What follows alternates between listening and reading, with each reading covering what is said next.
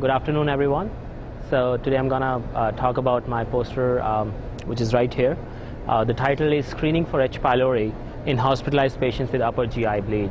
As we know, there are 150,000 people are hospitalized every year because of GI bleeding. Around 1/3 to 2/3 of these patients have GI bleeding because of peptic ulcer, because of H. pylori. There is not good amount of data how many of these patients with peptic ulcer bleeding are screened routinely for H. pylori. The Maastricht 3 guidelines recommend everyone to be screened for H. pylori if they have peptic ulcer or its complications such as peptic ulcer bleeding. So this study was undertaken as a cohort study in our single institution to study how many patients with peptic ulcer bleeding over the last 6 years have been screened for H. pylori. So from our administrative database for hospital, we took all patients with a primary or secondary diagnosis of peptic ulcer bleeding, and then we mapped those data to our administrative database for endoscopy. And through that, we documented that these people, in fact, did have peptic ulcers. We excluded patients who had other causes of bleeding, such as varices or any tumor. After we identified our population, then we matched our patient population with our electronic health record data to get all the lab data about H. pylori screening and also patient demographics. So for the results, we had a total of 189 patients that met the criteria of peptic ulcer bleeding and hospitalization who underwent endoscopy in our institution. These patients did not have any other secondary cause for bleeding.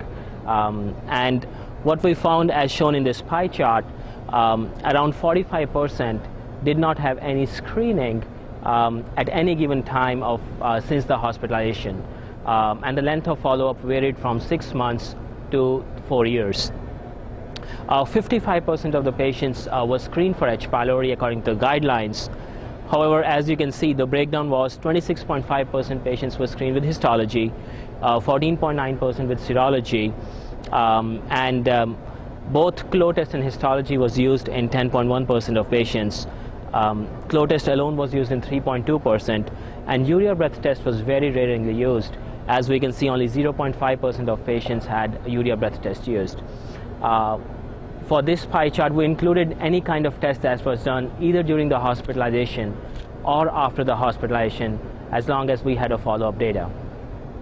So what we found was around half of the patients, to be accurate, 45% of the patients did not have any screening for H. pylori, in spite of having a documented peptic ulcer bleeding.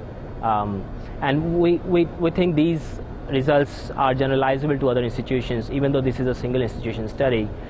Some studies on Medicare data have shown that the compliance to H. pylori testing varies from 30% to 45% in this population.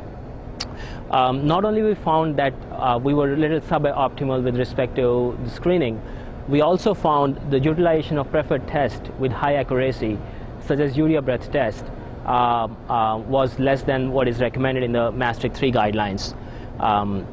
We also found the number of biopsies taken when a person is on PPI and having bleeding should be 2 or more than 2. But most of our patients who got the biopsy done either had 1 biopsy or maximum 2 biopsies. We also found people who were tested and who came positive and were treated did not have a retesting done. Neither did patient who had initial histology test done and came up negative. They were rescreened because there was concern of them being false negative.